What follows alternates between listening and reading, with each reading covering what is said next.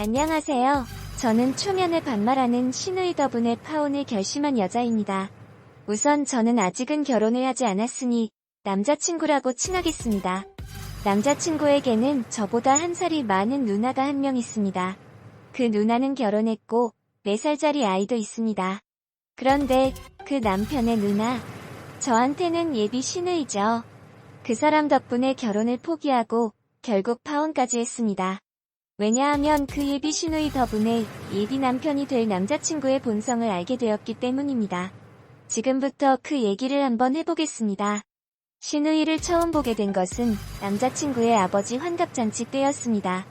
그런데 제 어떤 부분이 그렇게 마음에 안 들었는지 모르겠지만 제 험담을 대놓고 할 정도로 신우이는 예의가 없는 사람이었습니다. 분명 남자친구에게 저에 대해서 들었을 수도 있겠지만 저에 대해 자세하게 아는 것도 없었을 텐데 왜 그러는지 도저히 알 방법이 없습니다.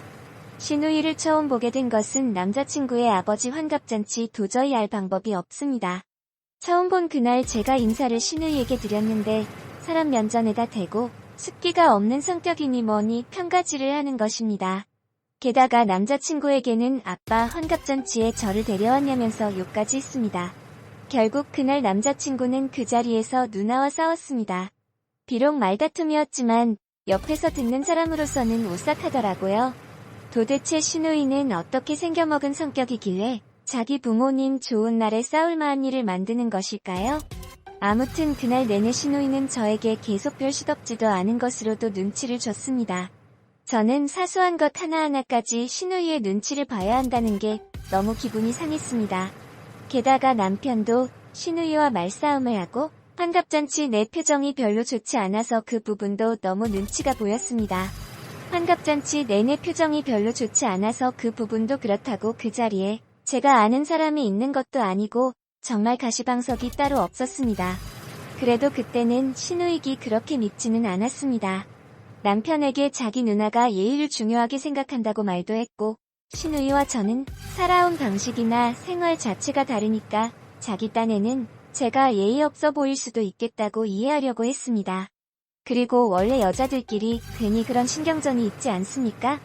그냥 첫 만남에 기선제압을 시도한 것이라 생각하고 그날은 넘겼습니다. 그리고 그 일이 있고 얼마 지나지 않아 양가에서 결혼 이야기가 오가게 되었고 그쯤에 신우이는 저와 한번 밥이나 같이 먹자고 했습니다. 그렇게 해서 신우이, 시매부, 시주카, 그리고 저와 남자친구가 만나서 밥을 한 끼 먹었습니다. 그런데 그날 밥이 코로 들어가는지 입으로 들어가는지 모르겠더라고요. 우선 신우이는 그날 저를 보자마자 말을 놓고 반말을 했습니다. 솔직히 저는 아무리 상대가 자기보다 나이가 어리다는 것을 알고 있다고 해도 친해질 때까지 존대를 하는 게 맞다고 생각했는데 그냥 저와 친해지려고 저러나 보다 하고 넘겼습니다. 그런데 예의를 그렇게 중요시하는 사람이 그렇게 밥을 먹으면서 얘기를 나누다 보니 신우이가 저를 왜 보자고 했는지 대충은 알 것 같았습니다. 일종의 기선제압을 위한 자리였던 것입니다. 신우이가 조만간 식구들끼리 여름휴가를 갈 건데 저도 와서 밥을 하라는 것입니다. 참고로 저도 남자친구가 여름휴가 간다는 것도 알고 있었는데 저와 휴가가 맞지 않아서 힘들다는 것을 남자친구는 알고 있었습니다. 그런데 남자친구는 그렇다는 걸 알고 있으면서도 아무 말 하지 않더군요. 그리고 너무 황당하지 않습니까? 제가 식모도 아니고 같이 가자도 아니고 밥하러 오라니. 그래서 저는 밥을 못한다고 했습니다. 그런 싸우려고 그렇게 대답한 것이 아니라 제가 솔직히 진짜 밥을 못해서 못한다고 얘기한 것입니다. 그런데 아직도 밥을 못하면 어떡하냐고 되받아칩니다. 그뿐이겠습니까? 결혼하면 어디서 살지 계획이 있냐고 묻길래 저는 결혼하며 경기도에 살 거라고 했습니다. 그 말을 들은 신우이는 결혼하면 제 직장인 서울까지 출퇴근하기 힘들겠다며 직장은 그만두라고 합니다. 이때 너무 황당했습니다. 자기가 뭔데 제 일하는 것까지 운운하는 것입니까? 직장을 그만둘지 계속 다닐지는 부부의 일이고 제 일이 신경 써주지 않아도 되는 부분입니다.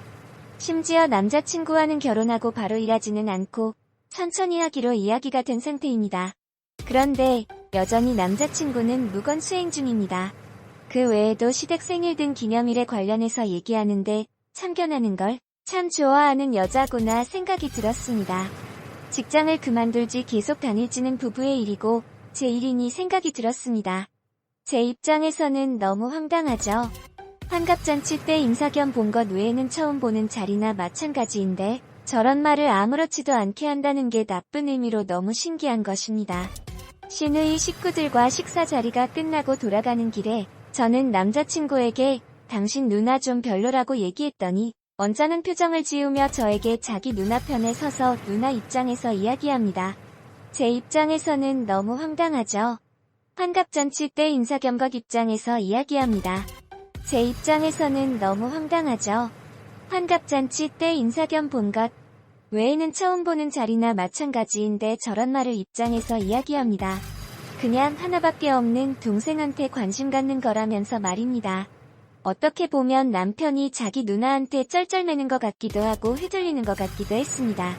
그래도 남자친구에게 불편한 얘기인 것 같아서 더는 이야기하지 않았습니다. 어이써 시간이 흘러 저희는 상견례를 하게 되었습니다. 참고로 저는 오빠가 있습니다. 얘기인 것 같아서 더는 이야기하지 않았습니다. 어찌어찌 시간이 흘러 저희는 상견례를 하게 되었습니다. 시간이 흘러 저희는 상견례를 하게 되었습니다. 그런데 상견례 자리에는 나오지 않았습니다. 왜냐하면 어른들끼리 대화하시는 자리인데 안 나오는 게 나을 수도 있고 저도 오빠가 상견례 할 때 가지 않았기 때문입니다. 아무튼 장소 예약을 하는 과정에서 저희 쪽에서는 오빠가 안 나오는 것도 알렸는데 상견례 당일에 시누이가 나왔더군요. 그럴 수 있다고 생각합니다.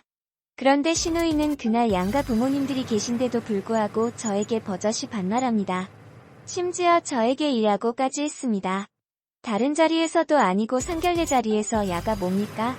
아직 결혼도 안 한 상태면 오히려 존칭을 주는 것이 예의인데 반말에 야까지.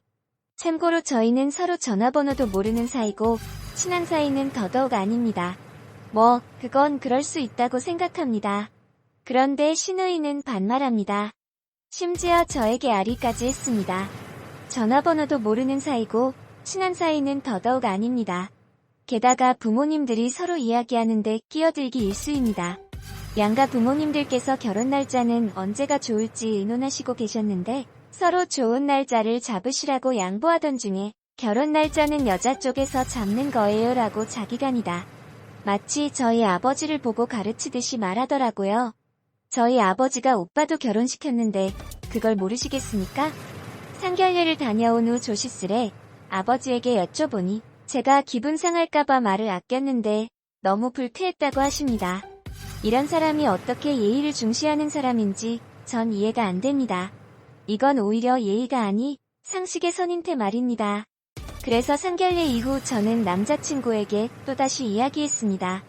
시누이가 저를 하대하고 있고 시누이 노릇을 단단히 하려고 하는 것이 보인다. 게다가 우리 부모님께는 예의도 없다. 그러니 가운데서 중재 역할을 해달라고 했습니다. 그랬더니 남자친구는 또 자기 누나 부모님께는 예의도 없다. 그러니 가운데서 중재 역할을 해달라고 했습니다. 그랬더니 남자친구는 또 자기 누나 심지어 남자친구는 야라는 호칭 자체가 완전 하대를 하는 건데도 그게 왜 하대하는 건지 모르겠답니다. 결론은 누나는 하대하지 않았는데 왜 자기가 중재를 하냐는 말입니다. 서울 4년제 대학을 나왔다는 사람이 참 여기서 정이 다 떨어졌습니다. 결론은 누나는 하대하지 않았는데 왜 자기가 중재를 하냐는 말입니다. 서울 4년제 대학을 나왔다는 사람이 참 나중에는 제가 진 것 같으니 한 발 물러서서 제가 기분 나쁜 것은 알겠는데 야라고 한 것은 누나의 평소 말투 그냥 넘어가라니다. 저는 이게 편에게 제일 화가 나는 부분입니다. 게다가 어른들 말씀 중에 끼어든 건 서로 양보만 하냐 직접 나선 것 같다며 자기 누나를 옹호하기 바쁩니다. 그러면서 한다는 말이 이럴 때는 중립이 제일 좋아였습니다. 그때부터는 저도 화를 냈습니다. 좋아였습니다. 그때부터는 저도 화를 냈습니다. 나중에는 제가 진 것 같으니 한 발 물러서서 제가 기분 처음에는 저도 좋게 저를 무시하는 시누이의 태도가 속상하다고만 말했는데 남자친구는 가만히 웃고만 있고 시누이가 심하게 할 때 제지하겠다는 말조차도 안 합니다. 그러면서 하는 말이 자기는 가족 욕하는 게 제일 싫답니다. 그저 자기 누나 잘못된 건 덮으려 하고 가족이라고 안 좋은 소리 하니 기분 나쁘다 이겁니다. 저는 너무 답답해서 결혼 전까지는 당신 누나 보고 싶지 않. 이렇게 누나 때문에 스트레스 받을 바에는 결혼 안 하겠다고 소리를 질렀습니다. 원래 저는 술도 잘 안 마시는 사람인데 그 일 때문에 너무 속상하고 스트레스 받아서 술도 마셨습니다. 벌써 이러면 결혼해서는 더 부딪힐 게 뻔하고 가장 중요한 건 유지하게 구는 시누이도 문제지만 남편 될 사람이 적절한 선에서 중재를 하지 않는다는 것이 싫었습니다. 저도 솔직히 예전에 저희 아버지가 남자친구한테 듣기 좋지 않은 소리를 하려고 할 때 제가 그 자리에서 하지 말라고 제지한 적이 있습니다. 곧 결혼할 사이인데 양가 사람들이 좋게 갔으면 좋겠다는 생각이었습니다. 저도 솔직히 예전에 저희 아버지가 남자친구한테 듣기 좋지 않은 소리를 하려고 할 때 제가 그 자리에서 그런데 남자친구는 저보고 알아서 하랍니다. 자기 부나 말 기분 나쁘면 직접 가서 이야기하라는 것이죠. 자기가 볼 때는 누나가 잘못한 게 전혀 없고 자기가 왜 제지를 하고 중재를 해야 하는지 모르겠답니다. 기가 막힐 노릇이죠. 결혼은 평생인데 저렇게 자기네 식구에게 기분 나쁜 것을 나 몰라라 한다면 전 평생 외로울 것 같았습니다. 혹여나다 시부모님이나 그 시누이들 여자한테 서운하고 기분 나쁘더라도 전 혼자 참아야 한다는 건데 그래서 이 결혼이 너무 걱정됐습니다. 게다가 결혼도 한 시누이가 자기 친정에 저 정도로 열성인 걸 보면 결혼하면 하루에도 12번씩 속상할 일이 생길 것 같은 예감에 저는 이 결혼의 방향성에 대해서 확신했던 것 같습니다. 결혼이 너무 걱정됐습니다. 게다가 결혼도 한 시누이가 자기 친정에 저 정도로 열성인 걸 보면 결혼하면 하루에도 그래서 저는 저희 오빠에게 부탁해서 시누이와 똑같이 해달라고 요구했고 제 말을 들은 오빠는 화가 머리끝까지 나서 무조건 하겠다고 했습니다. 그렇게 식사 자리를 한 번 더 만들었습니다. 그 자리에서 오빠는 애초부터 시누이에게 저에게 했던 것과 똑같이 반말했고 남자친구에게는 우리 부모님 결혼기념일 기념으로 여행 갈 건데 와서 운전 좀 해달라고 했습니다. 그래서 저는 저희 오빠에게 부탁해서 시누이와 똑같이 해달라고 요구했고 제 말을 들은 오빠는 화가 머리끝까지 나서 무조건 하겠다고 했습니다. 그렇게 식사 자리를 한 번 운전 좀 해달라고 했습니다. 곧 시누이의 표정은 어두워졌고 오빠는 거기에서 더 화가 나서 야 표정 피라 라고 대놓고 애기했습니다. 결국 그 자리는 아주 무겁게 끝이 났고 남자친구도 제가 했던 것과 똑같이 제 오빠 욕을 합니다. 그래서 저도 똑같이 기분 나쁘면 직접 오빠한테 말하라고 했습니다. 역시 예의 없는 것들에게는 똑같이 갚아주는 것이 정답인 모양입니다. 결국 그렇게 시작부터 삐거덕거리던 저희 부부는 상견례를 했음에도 불구하고 파혼을 하게 되었습니다. 뭐 어쩌겠습니까? 제 고생이 안 봐도 훤히 보였는데 말입니다. 지금은 시누이에게 너무 감사합니다. 미리 저런 모습도 보여줬고 덕분에 남자친구의 본 모습까지 알 수 있게 해줘서 정말 고마울 뿐입니다. 상견례를 했음에도 불구하고 파혼을 하게 되었습니다. 뭐 어쩌겠습니까? 제 고생길이만 봐도 훤히 보였는데 오늘의 사연은 여기까지입니다.